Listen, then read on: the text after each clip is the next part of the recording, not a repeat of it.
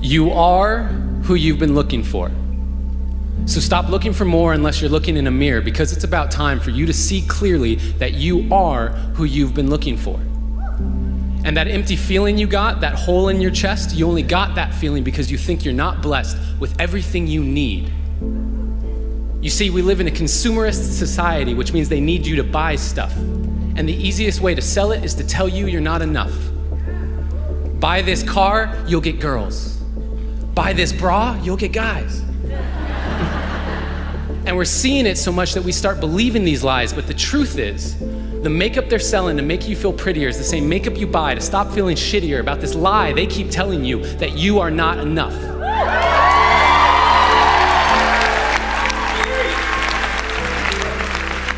And what about the movies we watch, all the shows on TV? The more I watch, the more I see I need you to complete me. And yes, love is the answer, love is the key, but if you can't love yourself, how can you ever love me? And loving yourself, what does that even mean? Like massages and selfies and that sort of thing? Because the more I think about it, the more it feels weird. I've always been taught that self-love was something to be feared. I'm supposed to love myself, but how do I even do that? Well, I got a trick that I picked up from a friend who noticed that I was quick to defend her when she would say something negative about herself. She would say, "I'm so dumb," and I'd say, "You're so brilliant." She'd say, "I'm so weak," and I'd say, "You're so resilient." And when she said, "I feel ugly," and I said, "You look beautiful," she asked me why I was so dutifully filling up her cup constantly and yet treating my own cup so irresponsibly.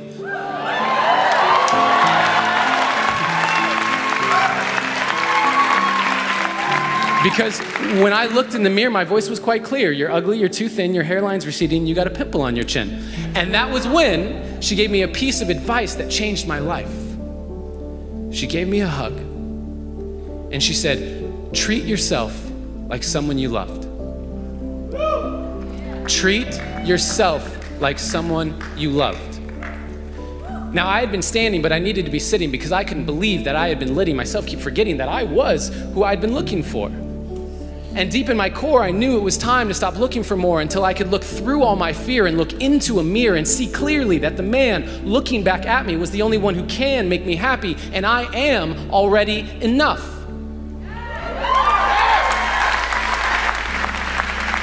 And I am not any more special or unique than you. That is why I'm here to speak to you. You are already enough.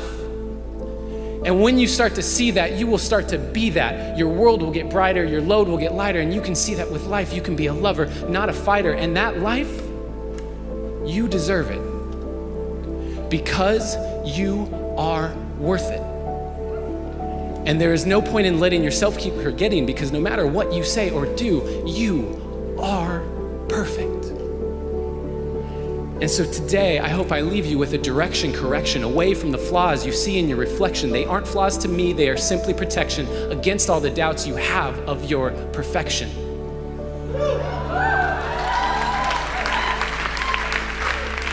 So start today.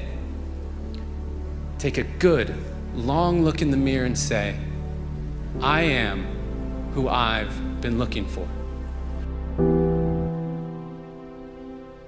How much do you love yourself? Because if you understand the value of self-love, you'll never be friends with those type of people.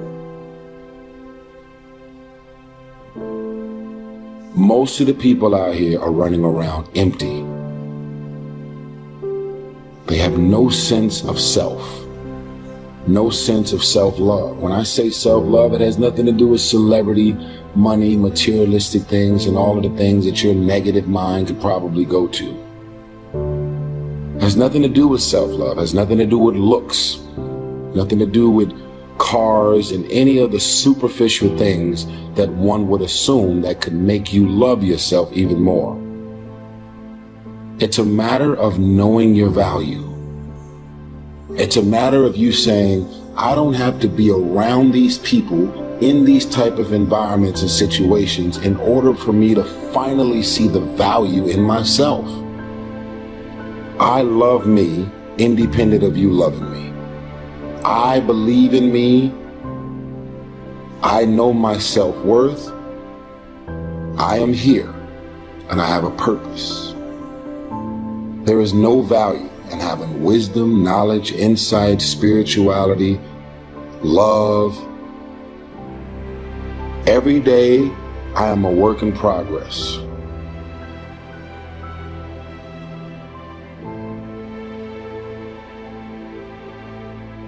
A person who can forgive nothing is a person who's totally destroyed psychologically and emotionally.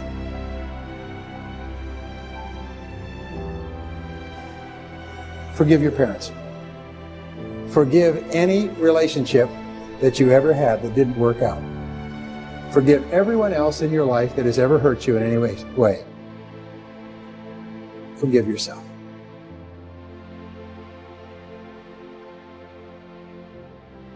Forgiveness is giving up the hope that the past could be any different.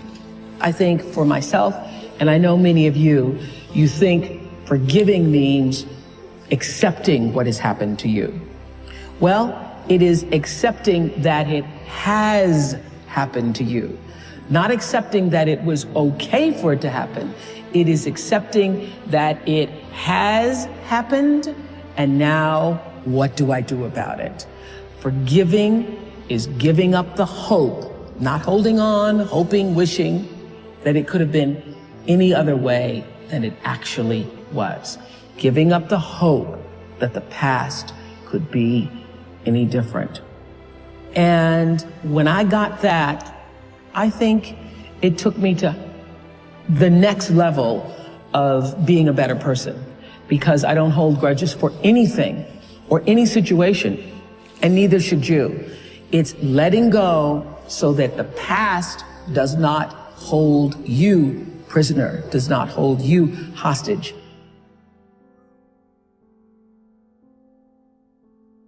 See, life is cyclic. You're not, whatever experience you're having right now, it has not come to stay. It has come to pass. Not to stay, just to pass. It's just going through. The biggest challenge is to know what's happening. This is a part of this thing we call life. This too shall pass. And maintaining perspective, putting it in perspective. Let it go and begin to focus on developing myself. And I say to you, you're going to have people to do things to you. Things are going to happen to you. And the most important thing to do is to harness your will and let it go and move so you can grow, so you can get on with your life.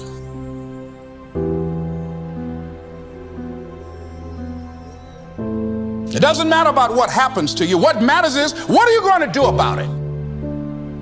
What are you going to do now, Les? But if you want to begin to move into your own personal greatness, if you want to begin to really enjoy a happy, successful, healthy life, you've got to be willing to go against the tide. You've got to be willing to harness your will. So as you're in the process of reinventing your life, write a description of the kind of person that you want to be. What are the things that you must overcome? What qualities about your personality you know that you're going to have to change, because those particular characteristics are liabilities to you? What are your assets? What are your strong points? Look at and evaluating yourself to make that determination. Other thing is that in order to get out of a rut, we need some coaching. Find some trusted critics. People that you know care about you and love you. So there's some things that keeps us from growing and getting out of ruts. Number one, we identify with feedback. We take it personal when someone wants to give us some feedback on where we are falling short and tell us about our blind spots. We want to have everything being positive about us. We're not perfect. It hurts. I have a friend who's a trusted critic. I don't like him, but I love him. He doesn't tell me the things I want to hear. He tells me what I need to hear so I can grow. It hurts. It hurts when he put me on the hot seat. I can't stand it. But that's the only way that I can grow. And I'm glad that he loves me enough to risk our friendship to tell me what I need to hear, not what I want to hear.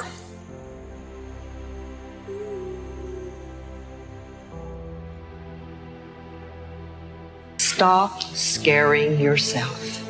How often do you terrorize yourself with your own thoughts? You get into absolute terror, and it's only coming from your thoughts. Nobody out there is doing a thing.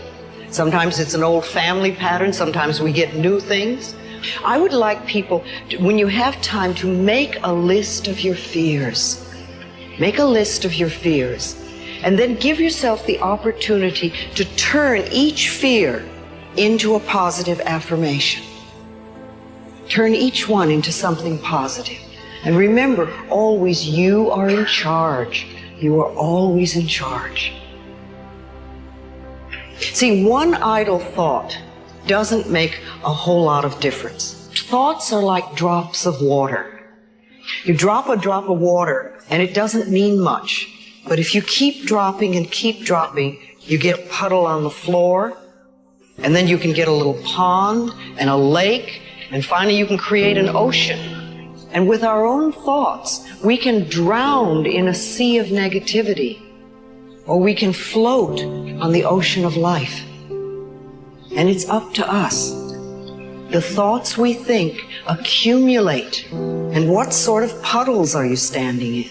Or are you up to here? Or are you up to here and trying to paddle? You know, what are you doing to yourself?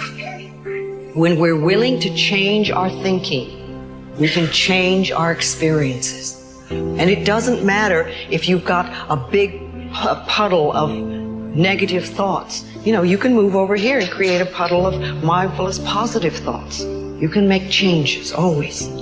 So you want to turn those fear thoughts into positive affirmations. Let them work for you.